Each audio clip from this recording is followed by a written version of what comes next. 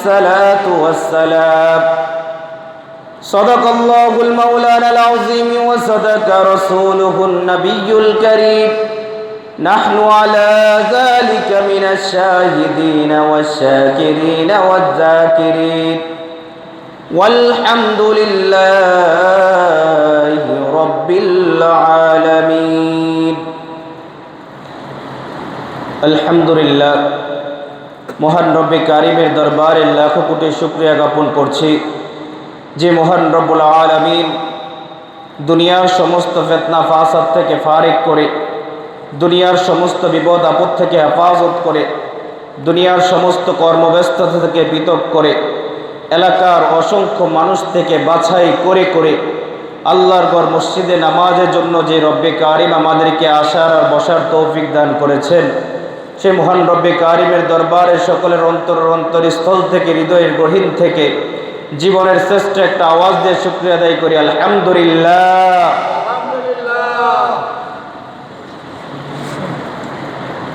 শাবানের 7 তারিখ আজকে। শাবান মাস চলতেছে, শাবানের 7 তারিখ আজকে। রমজানের আগের মাস যেটা হলো শাবান মাস, শাবান মাসের আজকে 7 তারিখ। দেখতে দেখতে পরের মাসে রমজান চলে আসে। শাবানের মাসে আল্লাহর রাসূল রমজানের প্রস্তুতি গ্রহণ করতেন, যে আগামী যে রমজান আসবে এই রমজানের প্রস্তুতি গ্রহণ করতেন শাবান মাসে। বেশি বেশি করে নফল ইবাদত করতেন, বেশি বেশি করে নফল রোজা রাখতেন, রোজার একটা প্রস্তুতি নিতেন। রমজান মাসে কি কি করবেন এই প্রস্তুতি নিতেন রমজানের আগের মাস শাবানে। এই জন্য এই শাবানে বেশি বেশি করে নফল ইবাদত করা, নফল রোজা রাখা, রমজানের প্রস্তুতি গ্রহণ করা এই শাবান মাসে।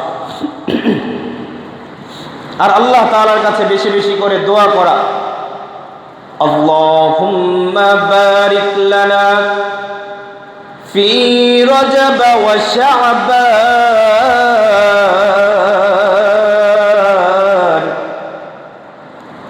ওয়া বাল্লিগনা রমাদান। আল্লাহর রাসূল সাহাবায়ে কেরামকে দোয়া শিক্ষা দিয়েছেন, বলেন রমজানের আগে বেশি বেশি করে এই দোয়া পড়বা। বলে রমজানের আগে বেশি বেশি করে এই দোয়া পড়লে ফায়দা কি? বলে আল্লাহ তাআলার কাছে আশ্রয় প্রার্থনা করবা, বলবা আল্লাহ রজব আর শাবানে বরকত দান করেন আর রমজান পর্যন্ত হায়াতকে বৃদ্ধি করিয়া দেন। রমজান যেহেতু সামনে উপস্থিত, আল্লাহ তাআলার কাছে ফরিয়াদ করা, আল্লাহ আগামী রমজান যেন আমার হায়াতের ভিতরে বের পায়, আপনি সেই ব্যবস্থা করিয়া দেন। কারণ 1 সেকেন্ডের কোনো ভরসা নাই, কখন যেন প্রাণ পাখিটা খাঁচা ছেড়ে বিদায় হয়ে যায় আর আমার নামটা কখন যেন লাশ হয়ে যায়। আল্লাহর রাসূল বলতো, আমি ডানে সালাম ফিরাইয়া বামে সালাম ফিরাতে ভয় পাইতাম, জানি না বামে সালাম ফিরাইতে পারবো কিনা। মৃত্যু আমাদের এত কাছে, আমরা তো মনে করি মৃত্যু বুঝে আমাদের চাইতে বহু দূরে। পূর্বের জামানার মানুষগুলো বড় বড় হায়াত পাইতো, লম্বা হায়াত পাইতো। কেউ 100 বছর 150 বছর হায়াত পাইতো। আমাদের হায়াতের মাত্রাগুলো সর্বোচ্চ 60 থেকে 70। বাবা একটু বালিশের সাথে মাথাটা লাগায়া চিন্তা করেন আর বলেন তো,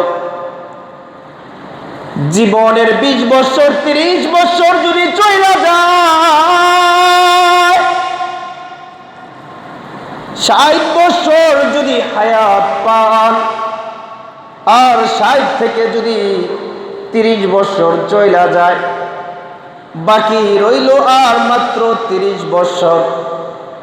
60 বছর হায়াত পাইলেও শেষের বয়সগুলো ঠিক মতো দাঁড়ানো যায় না, ঠিক মতো রুকু করা যায় না, ঠিক মতো বিছনা থেকে ওঠা যায় না, ফজরে ঠান্ডা পানি দিয়া শেষের বয়সগুলোতে ওযুও করা যায় না। 60 বছর বয়সও যদি বাবা হায়াতে মিলা যায়, ঠিক মতো আপনি ওযুও দইরা রাখা যায় না, আরেকজনের সাহায্য লাগে মসজিদে আসতে।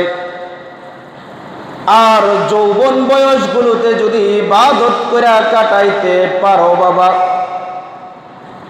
যৌবন বয়সের ইবাদতগুলো আল্লাহ তাআলার কাছে এত এত প্রিয় যে আমার আল্লাহ যৌবন বয়সের ইবাদতের গুলোর দিকে তাকায়া থাকে, আর প্রত্যেকটা সওয়াবকে আল্লাহ তাআলা দ্বিগুণ করে দেয়। বলেন না সুবহানাল্লাহ। এই জন্য শরীরে শক্তি থাকা অবস্থায় নামাজকে কাজা না করা। এখন তো আমাদের হালতগুলো এমন হয়েছে, নামাজের জন্য আজান দেয় মুয়াজ্জিন, আয় কল্যাণের দিকে আয়, মসজিদে আয়, আর আমরা ছুটি আমাদের কল্যাণ খুঁজি, আমরা আমাদের কাজ কামের দিকে, আমাদের ব্যবসা বাণিজ্যের দিকে, আমাদের কল্যাণকে আমরা বিশ্রাইতে যাই, খুঁজতে চাই। মালিক বলেন হাইয়া আলাস সালাহ, হাইয়া আলাল ফালাহ।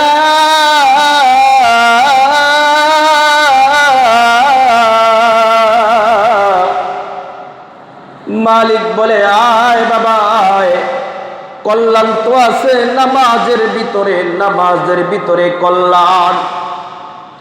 আরে আমার তো মনে হয় আল্লাহ বান্দাদেরকে নামাজের জন্য ডাকে না, আল্লাহ মসজিদে বান্দাদেরকে ডাকে তার সাথে সাক্ষাৎ করার জন্য। আওয়াজ করে বলেন সুবহানাল্লাহ। আরে জোরে বলেন না সুবহানাল্লাহ। আরে আপনাদেরকে মালিক তো নামাজের জন্য ডাকে না, নামাজ তো মাত্র একটা বাহানা, নামাজ তো একটা বাহানা মালিকের সাথে সাক্ষাতের জন্য আল্লাহ আপনি আমাকে ডাকে। আরে নামাজ সাহাবায়ে কেরামের কাছে কত প্রিয় ছিল, রাসূলের কাছে কত প্রিয় ছিল জানেননি? আল্লাহর রাসূল মৃত্যু শয্যায় বিছনায় শায়িত,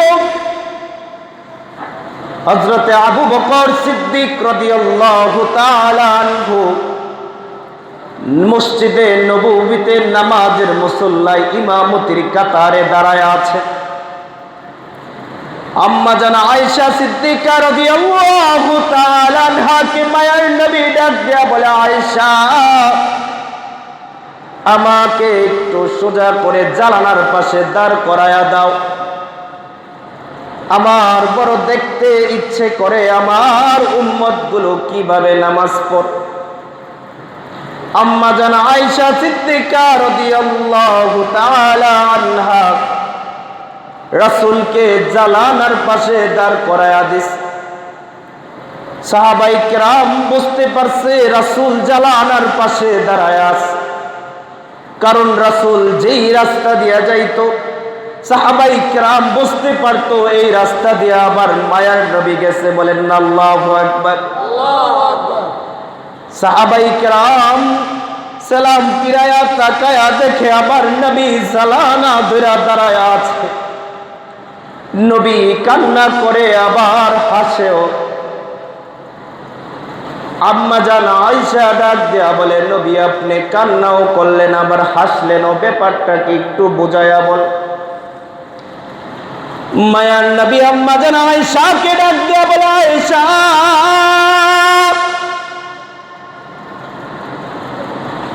আমি কান্না করে এই জন্য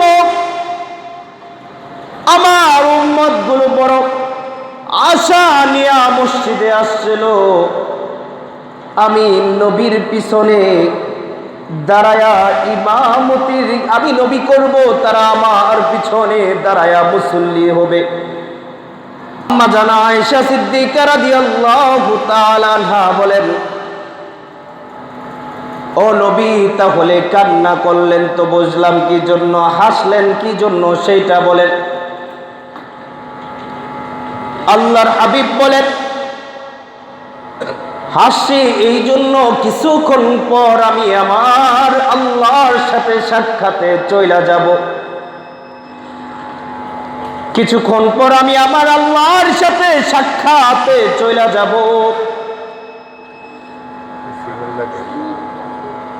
তখন যেন আমি আমার আল্লাহর সাথে এই কথা বলতে পারি, ওগো আল্লাহ, আমি আসার সময় দেখে এসেছি আমার উম্মতগুলো সবাই নামাজে সিজদারত অবস্থায় আছে। আমি যেন আমার আল্লাহকে বলতে পারি আমার উম্মতগুলোর নামাজে সিজদারত অবস্থায় আছে। এই কথা যেন আমি আমার আল্লাহর কাছে যায়া বলতে পারি। বলেন না সুবহানাল্লাহ, আওয়াজ করে বলেন না সুবহানাল্লাহ। পিছনে যারা আছেন সামনে এসে বলেন, সামনের কথাগুলো পুরো করে, মুরব্বীরা সামনে এসে বলেন।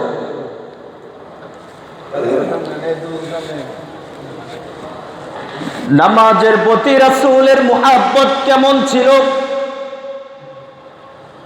বলে নামাজের প্রতি রাসূলের মুহাব্বত এই পরিমাণ ছিল যে মৃত্যু অবস্থায়, মৃত্যু সজ্জায় চলে গেছে, ওই অবস্থায় নামাজের হালত কি, নামাজের খবর কি আমার নবী নিস। আর শাবান মাস চলতেছে, শাবানের 7 তারিখ আজকে। শাবানে তো করণীয় ছিল আমাদের রমজানের প্রস্তুতিগুলো আমরা পুরাপুরি নিব, নফল নামাজ বেশি বেশি পড়ব, যেন রমজানের তারাবিগুলো আমাদের জন্য সহজ হয়ে যায়। আমাদের তো ফরজেরই খবর থাকে না। সাহাবাই কেরামের ভিতরে নামাজের গুরুত্ব কেমন ছিল? হযরত আলী রাদিয়াল্লাহু তাআলা আনহু যুদ্ধের ময়দানে পায়ের ভিতরে তীর ঢুকছে গিয়া সাহাবাই কেরাম তীরকে বের করার চেষ্টা করতেছিল। সাহাবাই কেরাম তীরকে বের করার চেষ্টা করতেছিল, কিন্তু আলী রাদিয়াল্লাহু তাআলা আনহু ব্যথার যন্ত্রণায় বড় চিৎকার করে হাউমাউ করে ওঠে, তীর বের করতে দেয় না।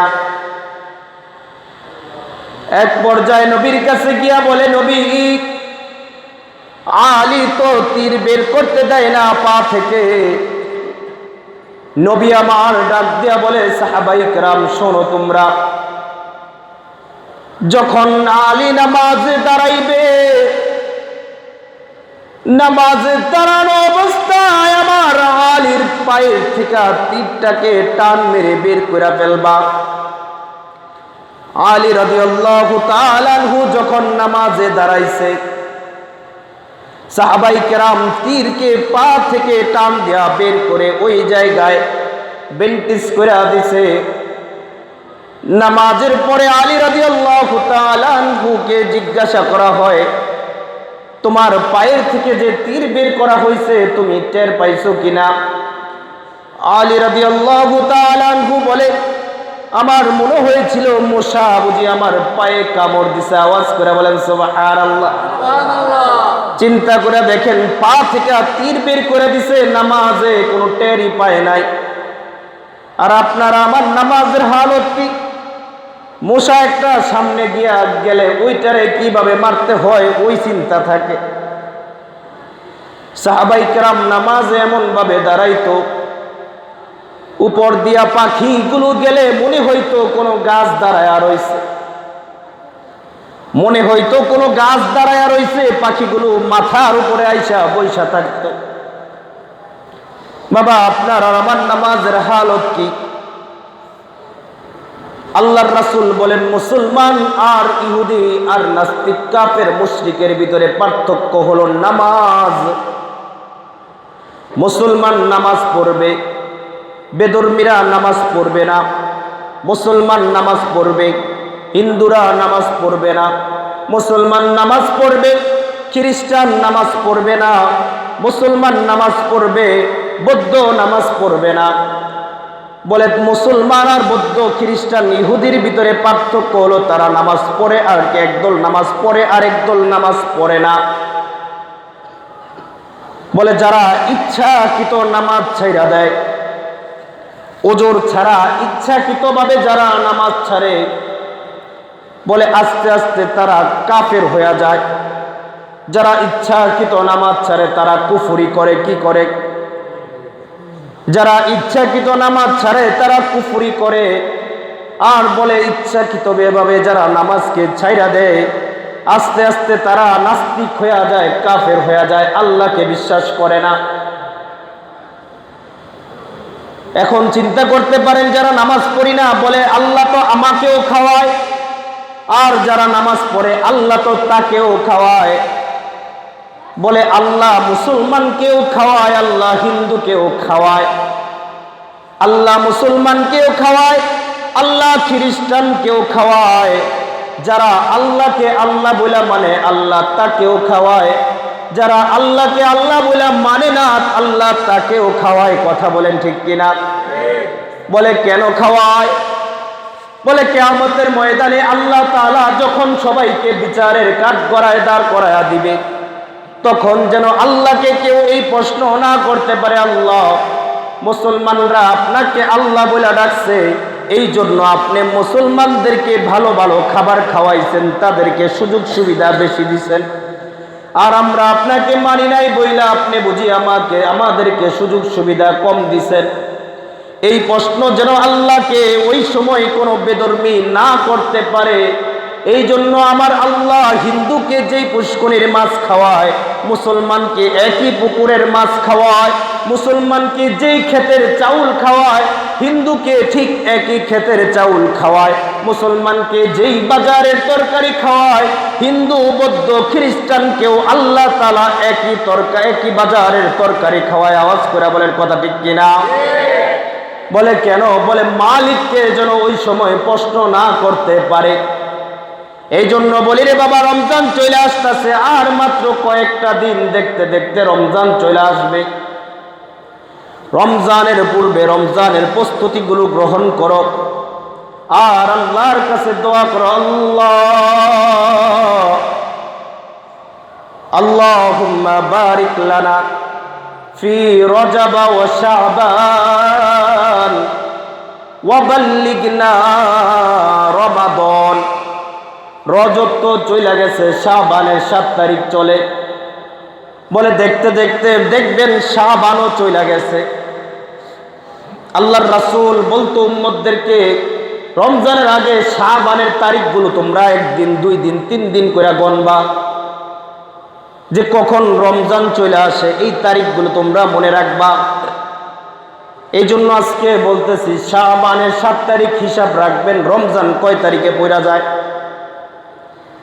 রমজানের আগে রমজানের প্রস্তুতিগুলো গ্রহণ করবা। আর যারা আমরা যাকাত আদায় করি, আমরা তো যাকাত আদায় করি রমজানের শেষ দিয়া, কিবা রমজানে চেষ্টা করা রমজানের আগে শাবান মাসে যাকাতগুলো আদায় করে দেওয়া। বলে এতে ফায়দা কি? বলে এতে ফায়দা হলো গরিব মানুষগুলোকেই তো আমরা যাকাত দেই। কি বলেন? গরিবদেরকেই তো দেই নাকি? না বড় লোকদেরকে যাকাত দেই? কাদেরকে দেই? বলে গরিব মানুষগুলোকে যদি শাবানে যাকাত দিয়া দেওয়া হয়, বলে তারা রমজানের বাজারগুলো রমজানের আগেই করে ফেলতে পারবে।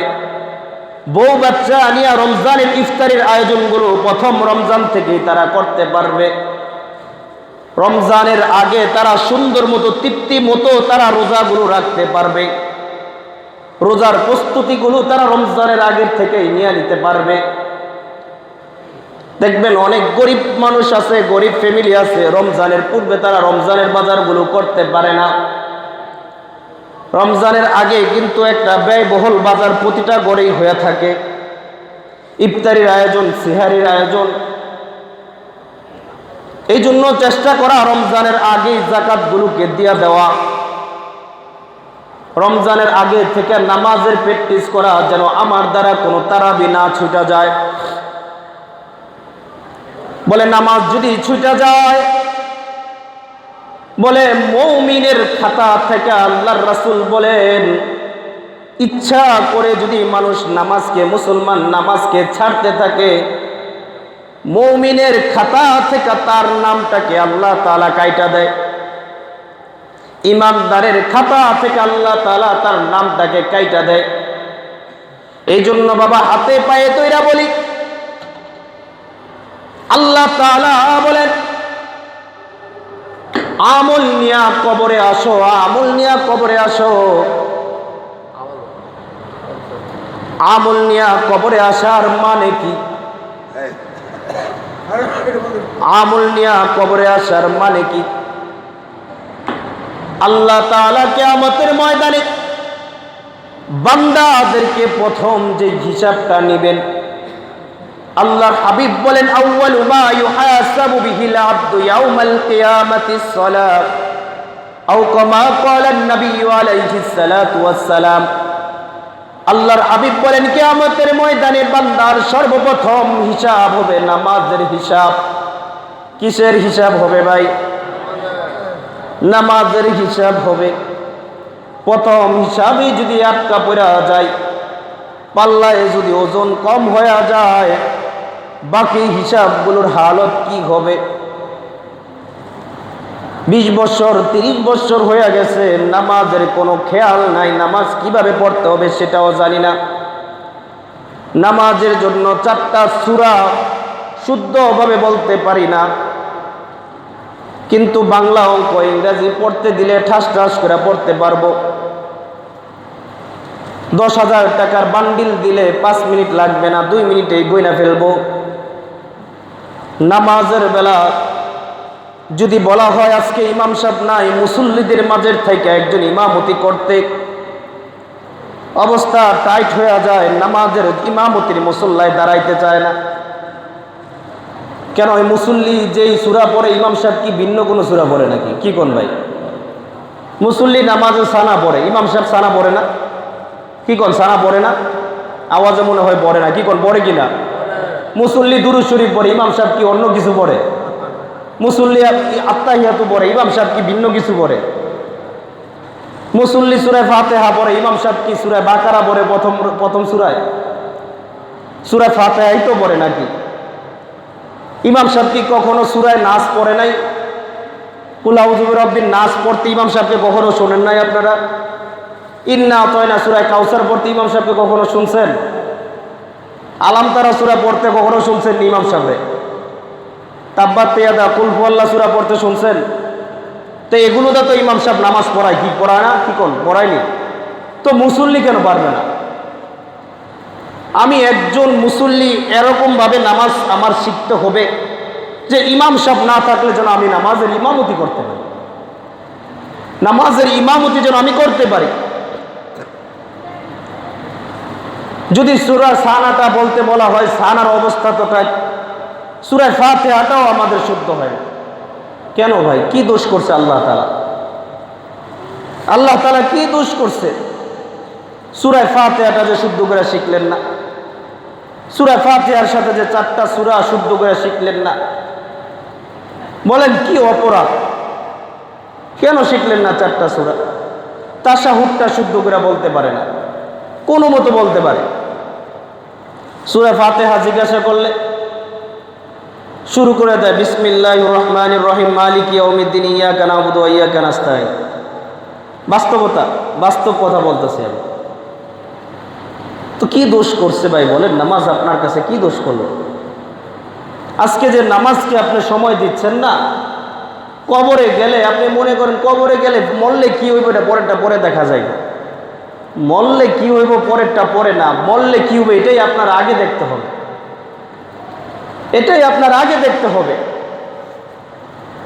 দুনিয়াতে থাকার জন্য 4তলা 5তলা বিল্ডিং বানাই না আমরা, কি কোন বানাই কিনা?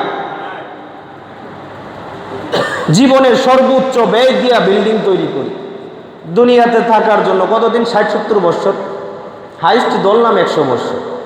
100 বছর এখন খুব কমই পাওয়া যায়, তারপরে ধরে নিলাম 100 বছর হায়াত পাইছে। 60-এর পরে থেকে মানুষ সোজা হয়ে দাঁড়াইতে পারে কিনা? 60 বছর যাওয়ার পরে থেকে মানুষ আর সোজা হয়ে দাঁড়াইতে পারে না। আর এখন যে ডায়াবেটিসের মতো রোগ বার হইছে, যার ধরছে 20 বছরেতে তারে কাবু করে দেয়।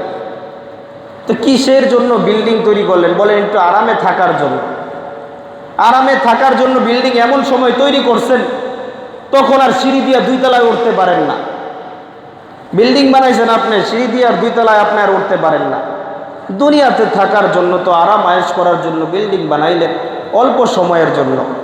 কবরে কতদিন থাকবেন কেউ জানা আসেনি? কবরে কতদিন থাকবেন বলেন তো, কারো জানা আছে? যার শুরু আছে কোনো শেষ নাই। কবরে জগতে শুরু আছে, শেষ নাই। বানায় কথা প্রথম শুনলেন আপনারা এগুলো, না আরো আগে শুনছেন? কি কর শুনছেন না আরো আগে? কবরের সময়ের শুরু আছে, কোনো শেষ নাই। ওই কবরে যেতে হবে, ওই কবরে গেলে কি নিয়ে যাইবেন একটু বিবেককে প্রশ্ন করেন বালিশের সাথে মাথাটা লাগায়। কবরে যাইয়া যখন আপনাকে শোয়া দিবে, আপনার আপনজন আপনাকে কবরে যখন শোয়া দিবে, আপনাকে যখন কবরে আইসা ফেরেশতা প্রশ্ন করবে, মান রব্বুকা ওয়া মান দীনুকা ওয়া মান নবিয়ুকা, কিবা প্রশ্ন করবে, হাজার রজুল, তখন এই প্রশ্নের উত্তরগুলো কিভাবে দিবেন একটু চিন্তা করে যায়। ইমাম সাহেবের কাজ বলা, ইমাম সাহেব বইলা যাবে, আপনার কাজ শোনা, আপনি শুইনা যাইবেন। এটা যদি নিয়ত কইরা ঢুইকা বৈশা থাকেন, কিয়ামত পর্যন্ত শুনতে পারবেন আর ইমাম সাহেব বলতে পারবো, বিন্দু মাত্র কোনো ফায়দা হবে না। বলার উদ্দেশ্য কথাগুলো, ভিতরে হিট লাগানোর উদ্দেশ্য কথাগুলো এই জন্যই যেন কবরে যেয়া বাবা একটু শান্তিতে থাকতে পারে। দুনিয়াতে শান্তিতে থাকার জন্য তো কত কিছুই করেন, কবরে গিয়া শান্তিতে থাকার জন্য কি করলেন? সপ্তাহ ভইরা নামাজ পড়ার কোনো খবর নাই। আল্লাহর রাসূল বলে যে নামাজই পড়ে না সে এক পর্যায়ে কাফির হয়ে যায়, এক পর্যায়ে সে কাফির হয়ে যায়। তো আপনার আমার নামটা কাফেরের খাতায় উঠা যাইতেছে, একটু কষ্ট লাগে না? একটু বিবেককে প্রশ্ন করেন না যে কি করতে আসছি দুনিয়াতে আর কি করতেছি? একটু বিবেককে প্রশ্ন করেন। নামাজের অজু কিভাবে করতে হয় জানি না, অজুতে ফরজ আছে কয়টা কইতে পারি না, গোসলের ফরজ কয়টা বলতে পারি না। মাসালা ভালো করে বোঝেন। কারো ফরজ গোসল, কারো উপর গোসল ফরজ হয়েছে, কারো উপর গোসল ফরজ হয়েছে। ফরজ গোসল কোনটা বোঝেন তো আপনারা নাকি? যে গোসল করা এখন ফরজ, একটা হলো স্বাভাবিক গোসল, একটা হলো ফরজ গোসল। কারো উপর গোসল ফরজ হয়েছে, আর ওই অবস্থায় সে যদি গোসলের যে 3টা ফরজ আছে ফরজগুলো আদায় না করে, কিয়ামত পর্যন্ত সে যদি জমজমের পানি দিয়েও গোসল করে সে পবিত্র হবে না। মাসালা বুঝছেন? গোসল ফরজ হয়েছে, গোসলের ফরজগুলো আদায় করে নাই, সে যদি জমজমের পানি দিয়েও গোসল করে কিয়ামত পর্যন্ত সে এরকমভাবে গোসল ফরজ গোসল তার ওই ফরজ আদায় না করার কারণে কিয়ামত পর্যন্ত সে পবিত্র হবে না। যার গোসলই শুদ্ধ নাই তার অজু শুদ্ধ হবে? কথা বলেন, অজু হবে? যার অজু হবে না তার নামাজ হবে? তার কোনো আমল ইবাদত কবুল হবে আল্লাহ তাআলার দরবারে? তো এগুলো আমাদের শেখা দরকার না? দুনিয়াতে তো কত কিছুই শিখলাম, টাকা কিভাবে কামাইতে হয় শিখলাম, আত্মীয় স্বজনের উপর টাকা কিভাবে খরচ করতে হয় এটাও শিখলাম, নিজের বিবি বাচ্চাকে কিভাবে শান্তিতে সুখে রাখতে হয় এটাও শিখলাম। একটা ওযু কিভাবে করতে হয় এটাই জানি না। আমার বাবা মারা গেছে, বাবার লাশের সামনে দাঁড়ায় রইছি, জানাজার দোয়া কি পড়বো, বুম মারলেও মুখটা বের হয়। এগুলো মিথ্যা কথা? কি কর, মিথ্যা কথা নাকি? এগুলো আহামরি কাজের কোনো বিষয় না। সর্বোচ্চ আধা ঘন্টা থেকে 1 ঘন্টা সময় লাগবে। এগুলো যদি আপনি নিয়ত করেন যে আমি শিখবো, 1 ঘন্টা সময় লাগবে দোয়া কালামগুলো শিখে নিতে। নামাজের সূরাগুলো একটু সময় নিয়ে নিয়ে বাবা শিখা ফেলে। কেন বলি রে বাবা? কবরে গেলে শান্তিতে যেন একটু থাকতে পারেন এই জন্যই বলি। আল্লাহর রাসূল বলেন মিফতাহুল জান্নাতিস সালাহ, নামাজ হলো বেহেশতের চাবি। দুনিয়াতে অনেক আমল করছেন, এই আমল কইরা কবরে গেছেন, এখন ধরে নিলাম জান্নাত আপনি পাইয়া গেছেন, নামাজ পড়েন নাই, তালা দেওয়া তো জান্নাত, জান্নাতের তালা কি মনে করছেন বাড়ি দিয়ে ভাইয়া ফেলবেন? চাবি ছাড়া জান্নাতে ঢুকতে পারবেন? দেখবেন অনেক বাবা আছে, দরবারের লোক আছে, যে গেলে বলে নামাজ লাগে না, নামাজ বাবার কাছে গেলে নামাজ লাগে না। আপনার কি মনে হয় পীরে আপনারা জান্নাতে নিব? আপনার কি মনে হয় আপনার বাবা আপনারা জান্নাতে নিব? আমার জবাব কবরে আমারই দিয়া যাইতে হবে। কোন ইমাম, কোন পিসাব, কোন আল্লাহর ওয়ালা, আল্লাহ ওলি কেউ কারো জান্নাতে নিতে পারবে না। হ্যাঁ, আপনার জন্য সুপারিশ করতে পারে। আল্লাহর ওলি যারা, আল্লাহ ওয়ালা যারা, তারা আপনার জন্য সুপারিশ করতে পারে। এটা যদি আল্লাহ তাআলা তাদেরকে অনুমতি দেয়, তাহলে অনুমতি সাপেক্ষে। কথাগুলো বলার মাকসাদ ছিল বাবা, শাবান মাস চলতেছে, শাবানের পরই রমজান চলে আসবে। রমজানের প্রস্তুতিগুলো এখন থেকে নিয়ে নেন। নামাজের পাওবন্দি হয়ে যান। নামাজ পৃথিবীর যেই কোনায় থাকেন নামাজকে পড়ে নেন। নামাজকে হেলায় খেলায় ছেড়ে দিয়েন না। আজকে আপনি নামাজকে ছেড়ে দিতেছেন, আল্লাহ তাআলা আপনার উপর থেকে বরকতকে উঠাইয়া নেবে, তখন কি করবেন? বড় বড় বিপদে ফেলাইয়া দিব, তখন কি করবেন? এই জন্য বলি বাবা, সময় থাকতে সময়ের কদর করা। নামাজের সূরাগুলোকে ঠিকমতো মস্ক করে আনেন। ঠিকমতো একজন যার কাছে আপনার পছন্দ, যে ভালো পারে তার কাছে বৈশা নামাজের সূরাগুলোকে আয়ত্ত করে নেন। নামাজের দোয়াগুলোকে মুখস্থ করে নেন।